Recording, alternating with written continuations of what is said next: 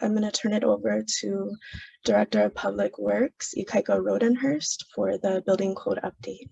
Mahalo, Ikaika.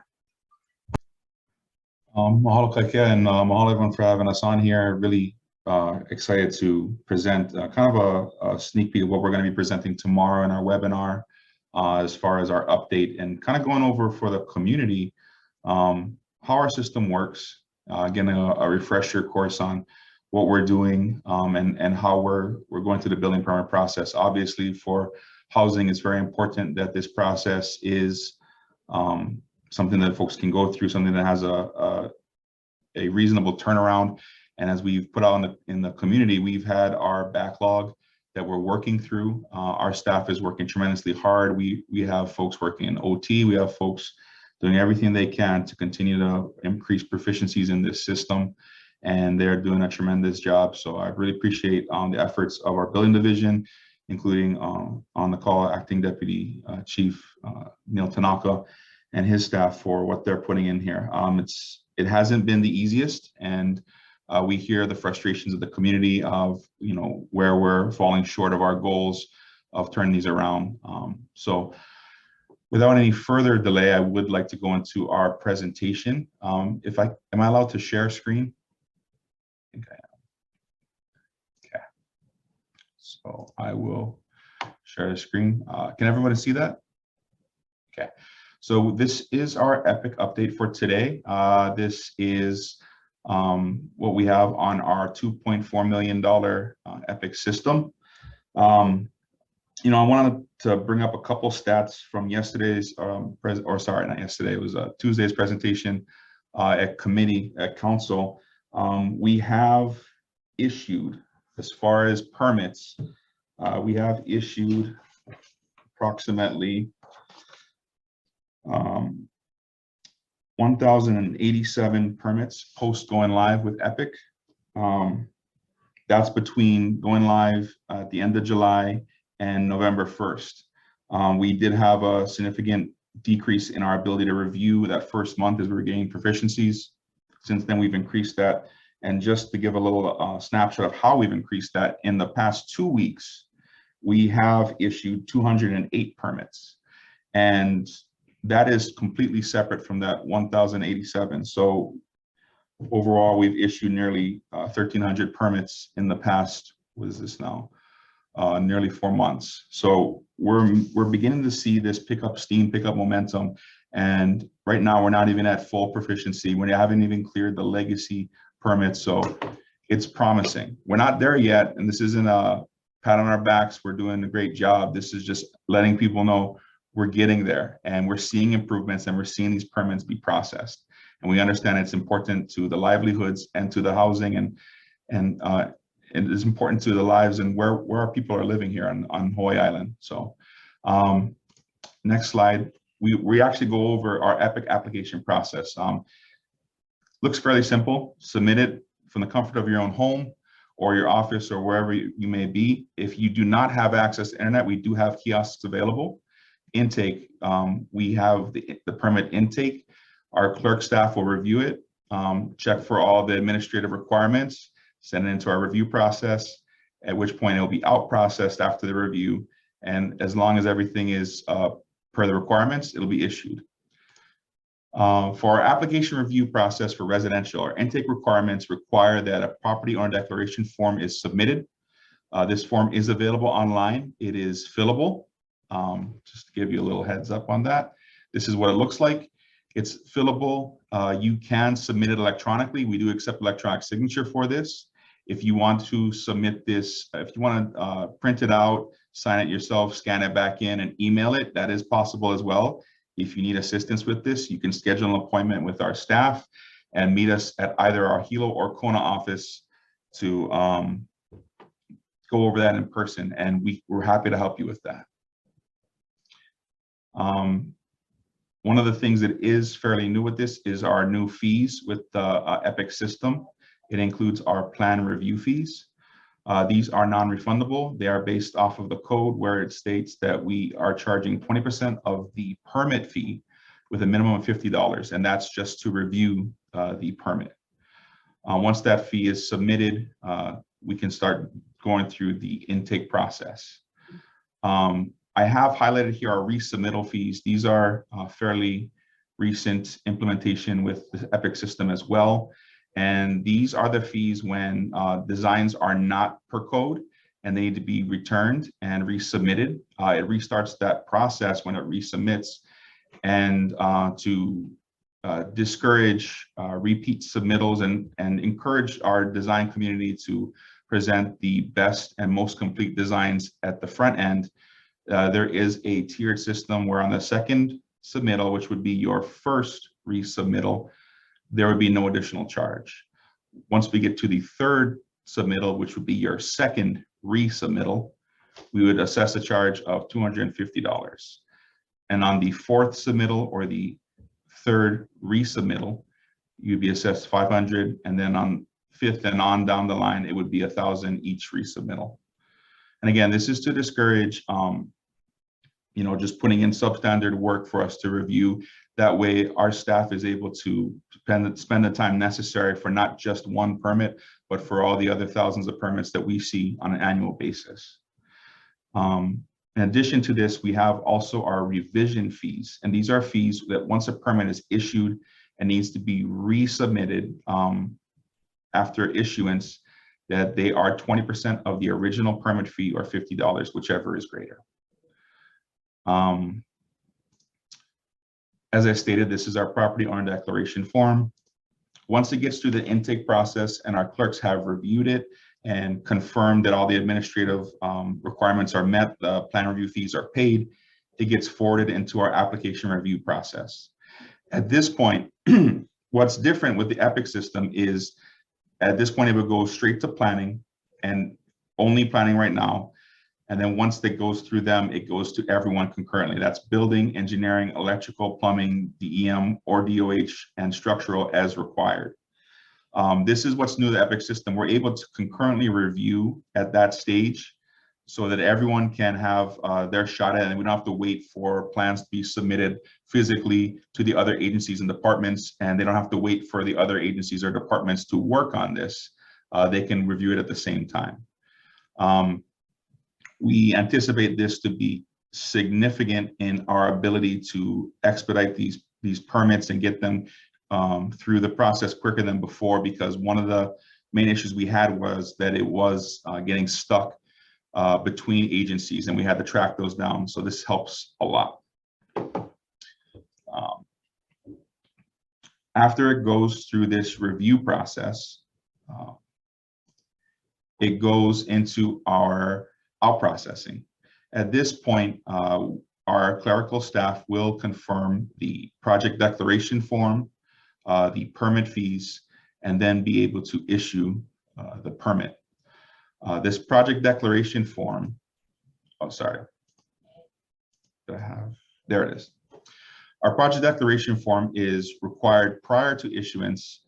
And although it is required prior to issuance, it can be completed at the application submittal.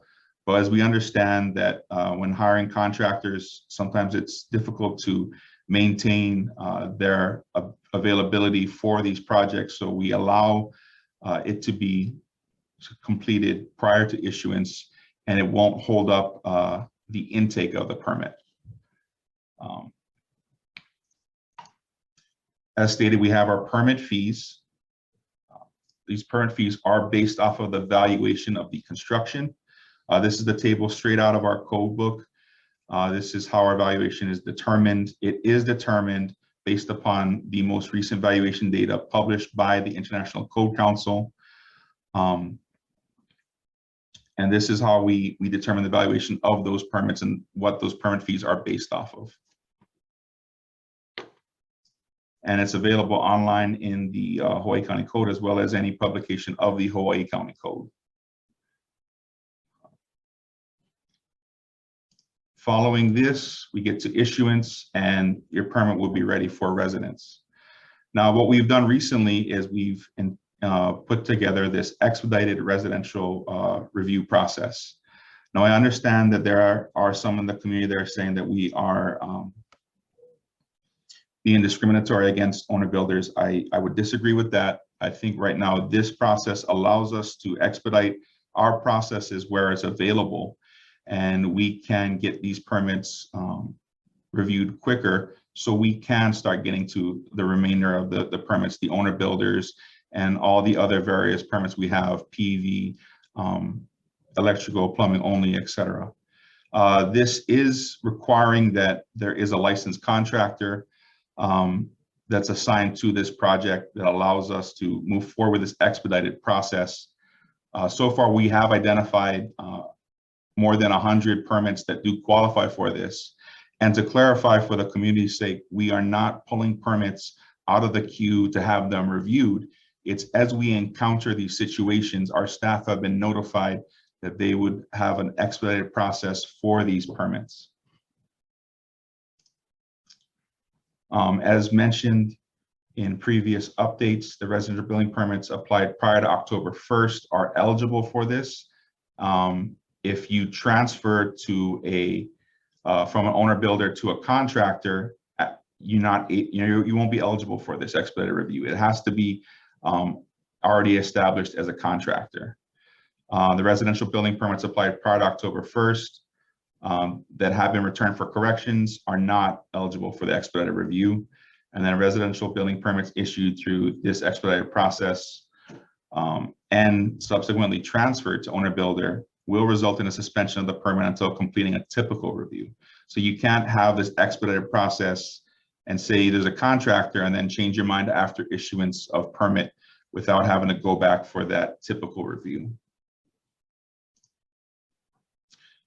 For tomorrow's sake and for the sake of housing, just so we know what else we're dealing with at the same time, because we don't review only residential permits, I've highlighted our non-residential process. The intake is the same. We have our proper own declaration form, our plan review fees, and also a review of a complete submittal.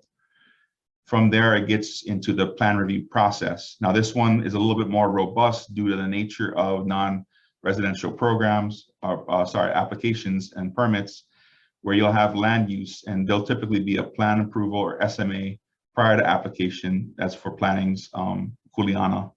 And then once it gets to land use, it will enter into that concurrent review process where now you have building, engineering, electrical, plumbing, fire, structural, DEM or DOH as necessary. And again, that's where we're going to see some of this time saved, where we have the concurrent review process electronically so that our staff doesn't have to wait between physically changing hands. All agencies and departments can access that concurrently at one time, put their comments, put their approvals independent of each other, and get those out as soon as possible. Following this review process, it goes through our out process similar to what you see in the residential, where we require the project declaration form, the issuance after the permit fees, and that's our process for non-residential. Now, some of the things that we have seen in our FAQs that we publish weekly and we have in our EPIC request assistance are folks not understanding clearly the status and definitions of our permit application statuses. We have varying statuses. Over here, we've highlighted the ones that are available: approved, canceled, completed, converted, checked with building, denied. And we've made these available to the public on our DPW website. And we have made this available in our FAQs on our weekly updates. I believe we have another one that's due very soon. And so this is just to provide some clarity to the community when they're asking, what does it mean when it's at this point? And that's one of the good things about this system is we've gone from where is my permit at building to why is my permit here? We've received a lot of feedback from the community of, hey, my permit's been here, why isn't it moving? Some of that is because it has not been touched because of the sheer volume of permits. Some of it is due to IT errors where notifications weren't sent out, or our processes didn't change the status as it was intended. And we have been correcting those issues on the IT end. The system works. It's not perfect, and we're not done fixing it, but it works. Moving forward, once we get past the issuance, now it comes to inspections. So this is where we're putting in how to request an inspection. An inspection can be requested via our Epic system. You can call the building division and ask for an inspection, or you can email your area inspector and request for an inspection. We do want people to understand, though, that work begun without a permit per our code does incur a fee for $1,000 plus whatever fees are already on the permit, or double the fees, whichever is greater.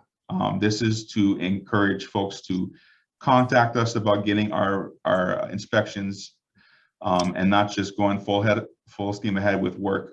There are requirements for inspections that have to be met, and we are working with the community to make sure this happens. Our inspectors are required to be responsive on this. If they are not being responsive, please let us know.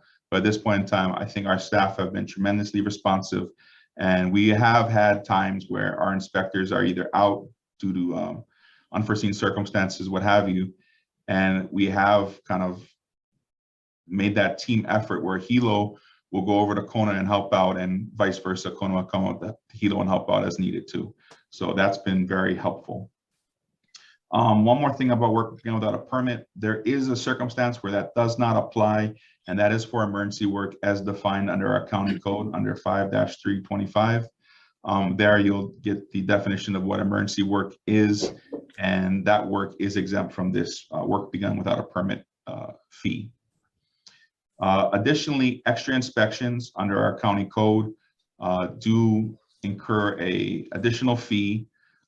These are based off of necessary inspections because work to be inspected was not complete or ready for inspection during the previous inspection. So this is just to ensure that our inspectors are available not just for one project, but for all the projects on this island. And as we continue to improve our transparency, that we show that we are able to meet the inspection needs of our construction industry. Another thing that we have done is we've made it clear about what the expiration policy is for our permits. I understand that previous to me coming on board with DPW, we had some permits that had not been expired. This is the expiration policy as defined by our county code. Owner builders, it's 5 years after date of issuance. Contractors, it's 3 days after. And we do have a caveat: if work is not commenced within 180 days of the permit, they can be expired. With these fees, we have fees for a new permit after expiration, and that includes fees for once the permit has been expired and you want to submit a new permit for that work, it will be 50% of the valuation of the work remaining to be done, provided these caveats: no change has been made or will be made in the original plans and specifications for such work, that immediately prior to applying for this permit, the work on the property has not been abandoned or suspended for a period of more than 1 year, and no refund has been made on the fees. To kind of give a amnesty period through that, we did issue a statement that starting September 7th, current permits that are valid and that have not expired may continue to transfer or request an extension prior to the expiration date pursuant to the code. Permits that have expired as of September 7th will be granted an automatic 180-day extension until March 7th to allow completion of projects. Any further extensions for unexpired permit must be requested from the department pursuant to the code. And then all holders of permits that expire will be required to reapply for a new permit in Epic to complete any balance of work. And that includes work that's not yet inspected. We will honor work that has been inspected and approved under the code. It was permitted. So anything that is left to be done that has not been inspected by March 7th will require to be added to a new permit. And this is for anything that was set to expire as of September 7th. So that being said, we've gone through our process of what it is to apply for a permit, to issue a permit, to inspect a permit, what happens when the permit's expired. If there's ever need for request of assistance in this electronic system, we can go to Epic Request Assistance. It's on our county website. Anyone can, you can request adding a contact, issuing with signing, any issue with signing in, assistance with uploading documents. Anyone can request assistance here, and we will get back to you within 2 business days. Again, we can schedule appointments to come in, and we can work with you on the kiosk if you want that personal one-on-one, or if you aren't able to access the system from home or from your office for whatever reason. We have kiosks in Kona as well as Hilo for your assistance. Highlighting that tomorrow we do have our webinar. It is an informational webinar that will include this presentation as well as some how-tos, some videos, and some live tutorials.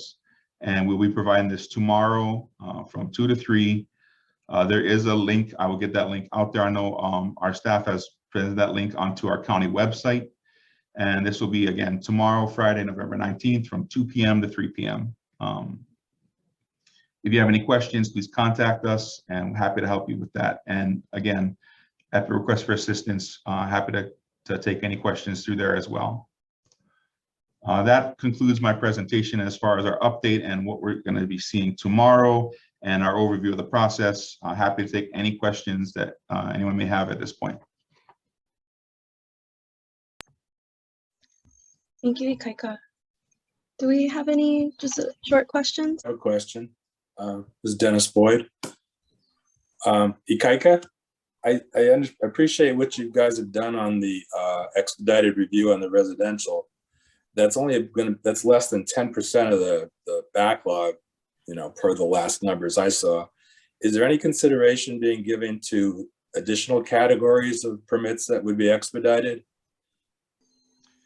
We are definitely looking into everything we can do to help out with the review process, but at this point, we aren't making that decision based off of the fact that we're seeing how it helps. I know a lot of people have been vocalizing that this is only for residential, but the fact is these are some permits that we're allowed to quicken through the process, and that gives us time to go through other permits. It may be only 100 of that, but as I stated earlier, we've gone through 200 permits in the past week, and that is a significant amount. In that would be 200 permits in the past 2 weeks, from the 1st to the 15th. So that could be technically a week's worth of permits, so we can get out of the way fairly quickly and get to the other ones. But we're monitoring the status. We're constantly checking the data of where we're at, where we're moving through the process.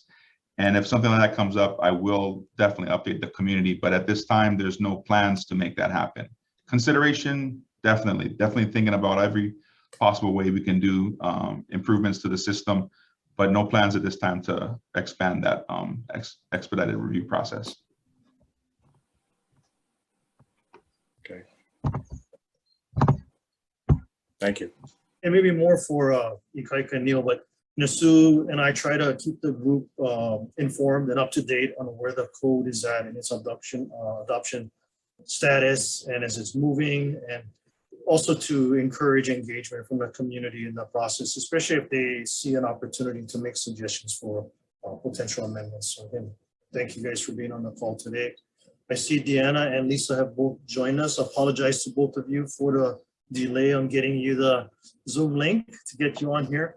But as I shared with the group, Deanna and Lisa, we invited you because the coalition members have had a lot of interest in pursuing and maybe advocating solutions that we feel would be helpful with addressing our housing crisis. And I've shared with you, some of the ideas have been the creation of a housing fund similar to the open space fund, promoting of incentives for property tax benefits for those that are renting to, low income families and households. And some of those things already exist. And through you sharing with us today, we can be another conduit of communication out to the community, being more educated on what the county does already provide. But you could also share your insight into maybe best courses of action with pursuing some of these kinds of solutions and working together with the administration. So I'll turn it over to both of you. Thank you. Go ahead, Lisa. I'll let you and Kata explain the real property tax programs we currently have. Okay, no pressure at all. I'm Lisa Muir, Real Property Tax Administrator. This is Kata Joe. He's the assistant administrator, just in case one of us are not available. I quickly had gone through a lot of the people that are included today, and I know we've worked with a lot of you in one form or another.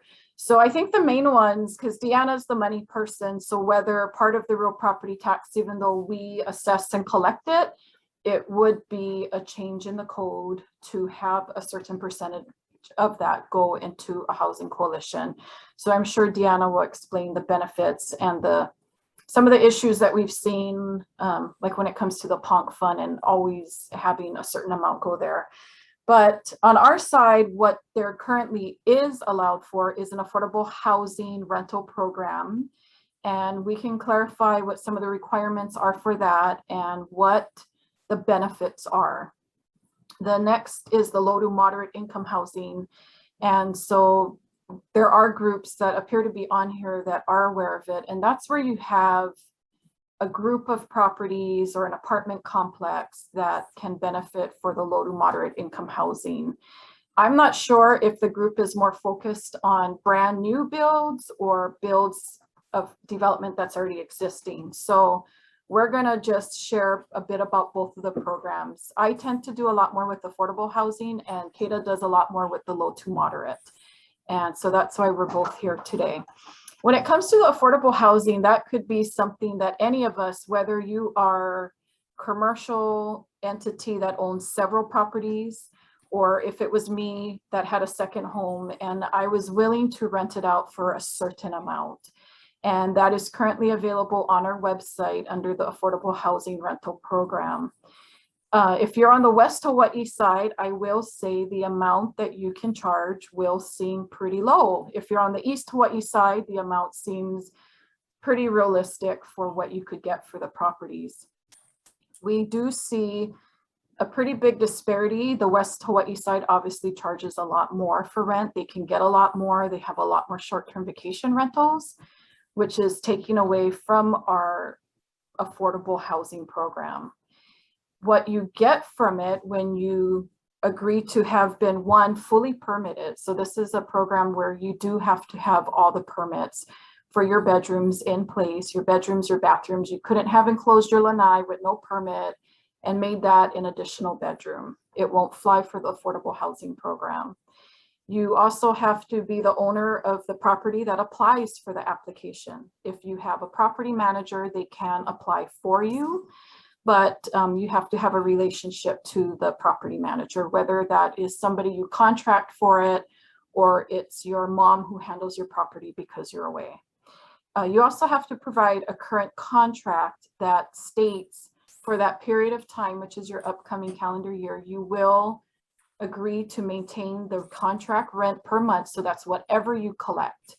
If you are charging a rent, let's say you're allowed to charge $1,300 for your 3-bedroom, then you agree that that's the max you can charge and collect. So if you tell them, you know, add in $200 and me as a landlord will cover your HELCO expenses, and you are at $1,500 when the max is $13, then you don't qualify. So that's been a real sticking point, but that's gone through Corporation Council. And unfortunately, the way the county code is written, it's the collective rent.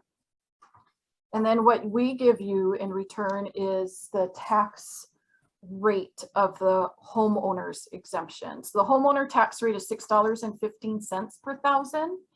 And Kata handed to me the 3-bedroom eligible rent for the whole island right now in the program is $1,623. So if you have a property in Puna, there's a good chance you could easily qualify by adjusting the rent. But as you can see, if you have a 3-bedroom home in Kailua Kona, $1,600 doesn't come close to what you can be charging, which is, we're seeing about $3,000 a month for parts of Kona. And that's not for a brand new home. That's probably for an older home. And so that's the nutshell of the affordable rental. The hard part is you have to apply for it every single year. And we do have people that end up being late. We have people that forget one year. They're busy during December. They forget to do it. And so the biggest complaint we have is that it is annually. The issue is HUD sets the values, what we can charge monthly for that. And so that changes every year. And so that's why it's an annual application. Yeah, does anybody have any questions on the affordable rental program before Kata goes on with the low to moderate income? Okay. So the low to moderate income program or exemption is a program that allows for a total exemption of real property taxes with the exception of a minimum tax. So you can imagine on a large housing project, worth millions of dollars, the tax savings is quite substantial. There's two criteria for this particular program that you have to meet. The first one is that the property or the nonprofit that's associated with that property has to hold mortgage insurance that's meeting FHA standards, and it's really tied to a housing project that provides affordable housing for elderly individuals with disabilities or individuals that have a low to moderate income as established by HUD. The other criteria is, look at my notes, is that it has to, those rents have to be regulated by law. And typically this is through our Office of Housing and Community Development, and it's through the 201H 36 process. And this is a process whereby the state certifies the rents that particular developer or nonprofit receives a state income tax exemption. And again, this process is typically occurs. It starts at pre-development, so this is before they break ground, and runs its course through the development of the project. So typically in both circumstances, you don't see the benefit or the eligibility occur until the project is complete and the project is actually handed over to the nonprofit agency that's responsible. So that's the low to moderate income program in a nutshell. Are there any questions regarding that?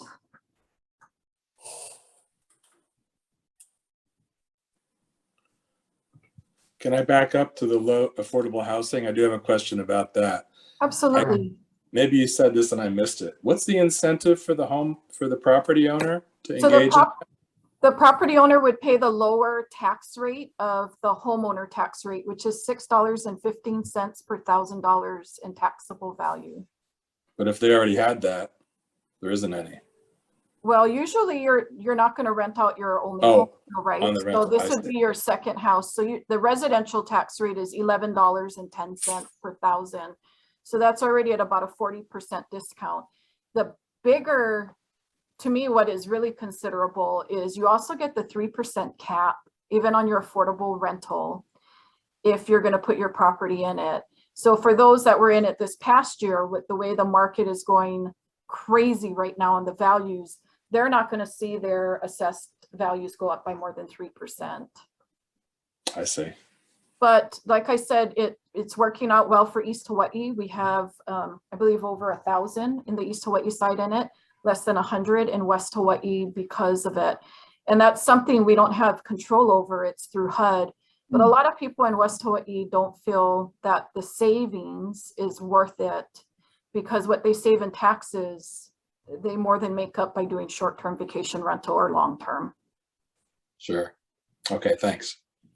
I think the only other thing I would share is the biggest complaint that we do see from nonprofits that are working on housing on within the state, not just the Big Island, is that, and Habitat for Humanity comes into mind, is that they don't see any discount on the taxes, even if they're a nonprofit, which nonprofits pay $200, right? But until the property is developed. So in the meantime, when your property sits as raw vacant land, and we know it can take years for developments to happen, I think that's where the nonprofits are struggling on getting the real property taxes paid. And so, I mean, if I had to bring anything to the table on what we hear is a common complaint, it would be that concern. Can you think of any others? No, I think that's the number one for for sure. Not that I'm volunteering in front of my boss, Deanna, that somebody should change that and just hand out no property taxes or low on every vacant lot, because the problem is you get land banking. But if it's for a true nonprofit to do a development, I mean, that might be something that gets looked into. I don't know much about the coalition, I'm sorry, other than what we were sharing today and discussing some concerns that we've seen or heard about. And that may have came about because of the balance between intentions and actual use and seeing a project come to fruition. And our history of looking at actual use as a mechanism. I guess, Lisa, with that you just shared, again, thank you. That was great information, and I'll turn it over to Deanna. But I guess there's a standing invitation to you or a member from your team if you'd like to participate in a coalition, because we do see different participants with each meeting. Okay. Some represent the nonprofits that would definitely be interested in some of what you just shared.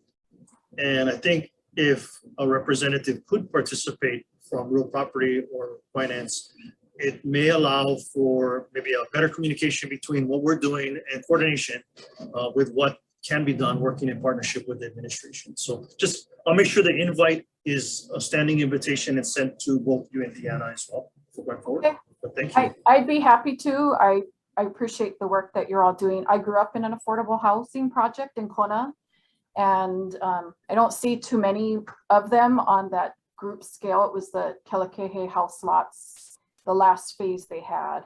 And so I know without that project, we wouldn't have had a house to grow up in. So I'm always very grateful for it. So whatever we can do, there's only so much I can give advice. You know, I can't make, because we're under corporation council, there's only so much we can advise because they don't want it to come back on the county. But as I'm happy to be here and help any way I can. Thank you. Yeah, thanks, Lisa. She's very knowledgeable of all of our programs.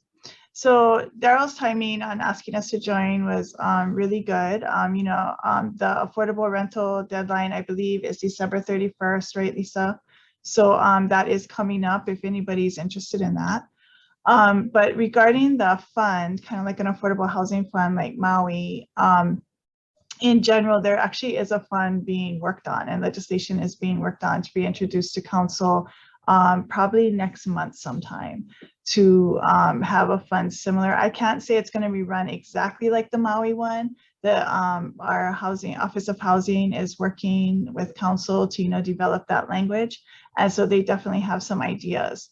So the plan is to put a specified sum of money in it each year and see how that works. There's a lot of different options, but definitely part of it is to help get some of the projects off the ground, especially if some of the nonprofits maybe are having trouble getting that last piece of financing. They have a gap between what they can get and what is needed. Some of it could be used for that. So there's going to be various options. And I haven't actually seen the final legislation yet. That's still being developed, but it's definitely coming out. And then, so I think Daryl's third bullet for us was identification of existing county funds or funding sources. And, we're hesitant to, I guess, earmark different amounts of money. It makes it difficult when the economy does go down or does crash, but we've definitely been hearing it's both the mayor's priority and council's priority to fund affordable housing. So we'll be looking at, what amount would be available. And we are looking at in the millions. I just don't want to commit to any particular number, but we're definitely looking at something in the millions so that the fund would be available. And since it would be in a special fund, it wouldn't lapse back into the general fund if it's not spent each year. So Susan Coons, our Office of Housing Administrator, is very certain that the amount will actually be able to get spent down each year. I mean, she knows the need is great out there. I believe that as well, but just in case something happens, you know how things can get with red tape and whatnot. If something, it can't get spent down right away, that money isn't going to lapse back into general fund. It will stay in that special housing fund. So it would continue to be available for either that project or future projects as well.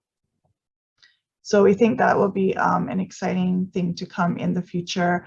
And so there, yeah. So I think we're looking 45 million a year, but you know, we'll see what happens. There's a lot of unknowns yet. So I don't know if we hit everything you wanted to talk about, Daryl, but we're happy to answer any questions. Yeah, because if anyone from the group has questions for either Deanna or Lisa.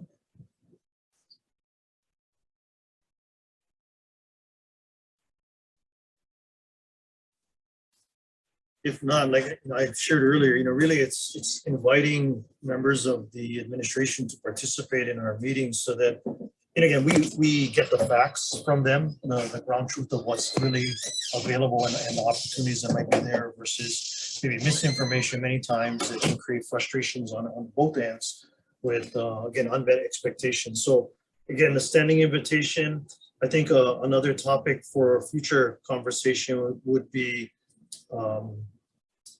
again, yeah, I think we talked about this, I'm sorry, maybe not senior moment, but it was the different mechanisms that might be in place, and we've talked with Susan, as far as, like Lisa mentioned, property tax incentives or property tax benefits, and I guess any other housing funds, and maybe even discussions on the TAT. I know that came up as one source of possible revenue that could support housing.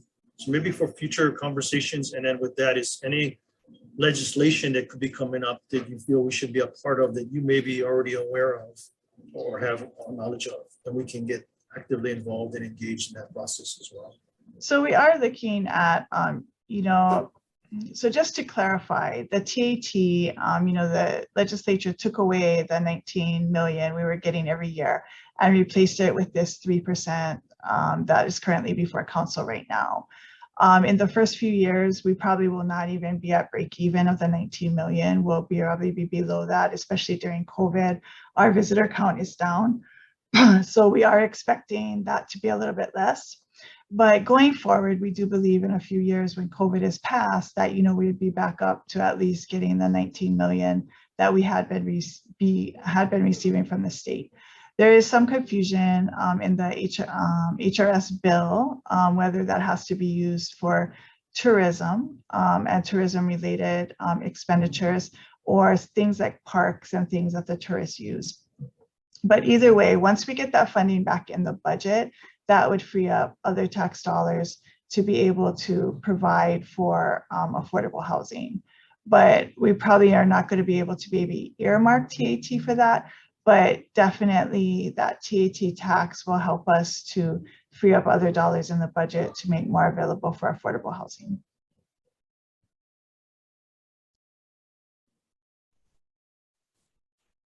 Thank you. Anybody have questions?